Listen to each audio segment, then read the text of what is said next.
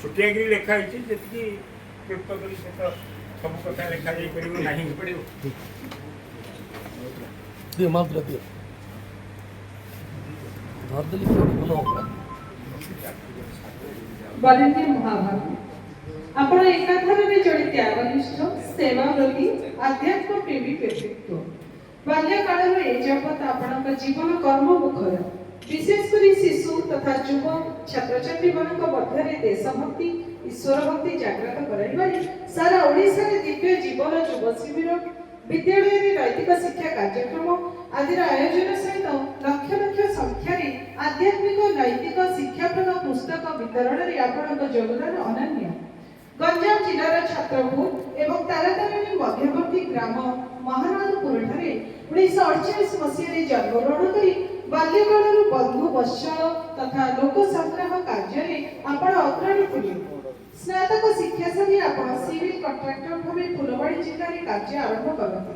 ଯେତେ ବଡ଼ ବିପଦ ଆସିଲେ ମଧ୍ୟ ବନ୍ଧୁ ସ୍ୱଜନ ସାଧୁ ସନ୍ଥ ବିଶିଷ୍ଟ ବ୍ୟକ୍ତିମାନଙ୍କୁ ହସ ହସ ମୁଖରେ ଆତିଥ୍ୟ ପ୍ରଦାନ କରିବାରେ ଆପଣ ସାହିତ୍ୟ କଳା ସଂସ୍କୃତି ଏବଂ ଆଧ୍ୟାତ୍ମିକ ଭଳି ପ୍ରତିଟି କ୍ଷେତ୍ରରେ ଆପଣଙ୍କ ସହଯୋଗ ଅପୂର୍ବ।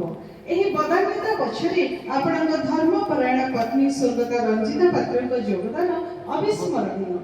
ସଦ୍ଗୁରୁ ସ୍ୱାମୀ ଚିଦାନନ୍ଦ ସରସ୍ୱତୀ, ଗୋବର୍ଦ୍ଧନ ପୀଠାଧୀଶ ଜଗଦ୍ଗୁରୁ ଶଙ୍କରାଚାର୍ଯ୍ୟ, ସ୍ୱାମୀ ନିଶ୍ଚଳାନନ୍ଦ ସରସ୍ୱତୀ ମହାରାଜ, ପୁରୀ ଗଜପତି ମହାରାଜଙ୍କ ଭଳି ଅନେକ ଦିବ୍ୟ ବ୍ୟକ୍ତିତ୍ୱଙ୍କୁ ଆପଣ ଆତିଥ୍ୟ ପ୍ରଦାନ କରିବାର ସୌଭାଗ୍ୟ ଅର୍ଜନ କରିଛନ୍ତି।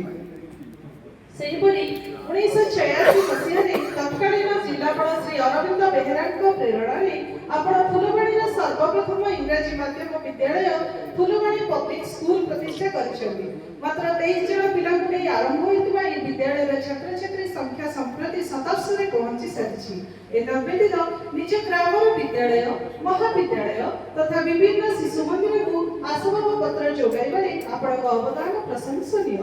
ଦ ଡିଭାଇନ୍ ନାମକ ଚ୍ୟାରିଟେବୁଲ ଟ୍ରଷ୍ଟ ପ୍ରତିଷ୍ଠା କରି 10 ଏକର ପରିମିତ ଗଞ୍ଜାମ ଋଷିକୁଲ୍ୟା ନଦୀ ତଥା ନାମ୍ପେରା ହ୍ରଦ ସମୀପସ୍ଥ ଅଗସ୍ତି ନୂଆଗାଁଠାରେ ଆପଣ ଚିଦାନନ୍ଦ ଦିବ୍ୟ ଧାମ ନାମକ ଏକ ଅପୂର୍ବ ଆଶ୍ରମ ଗଢ଼ି ତୋଳିବା ସହ ସେଠାରେ ଜଗତ ଚନ୍ଦ୍ରାଗ୍ନି ଅଖଣ୍ଡ ସଂକୀର୍ତ୍ତନ, ଗୋ ସେବା, ନିରାଶ୍ରୟଙ୍କ ପାଇଁ ଆଶ୍ରୟର ସୁବ୍ୟବସ୍ଥା ତଥା ବରିଷ୍ଠ ବୁଦ୍ଧିଜୀବୀଙ୍କ ସସମ୍ମାନ ସହ ଅବସ୍ଥାନର ସୁବନ୍ଦୋବସ୍ତ କରିଛନ୍ତି। ଋଷିକେଶ ସ୍ଥିତ ଦିବ୍ୟ ଜୀବନ ସଂଘର କାର୍ଯ୍ୟକାରିଣୀ ସଦସ୍ୟ, ଓଡ଼ିଶାର ପ୍ରମୁଖ କର୍ମକର୍ତ୍ତା ଏବଂ ଦକ୍ଷିଣ ଓଡ଼ିଶା ଦିବ୍ୟ ଜୀବନ ସଂଘର ସମନ୍ୱୟ ସମିତି ସଭାପତି ଭାବେ ଆପଣ ତନ ମନ ଧନ ଦେଇ ସେବାରତ। ରୋଟାରୀ କ୍ଲବର ପ୍ରାକ୍ତନ ସଭାପତି ଆଦି ଅନେକ ମହନୀୟ ଅବଦାନକୁ ନେଇ ଆପଣଙ୍କର ସୁନାମ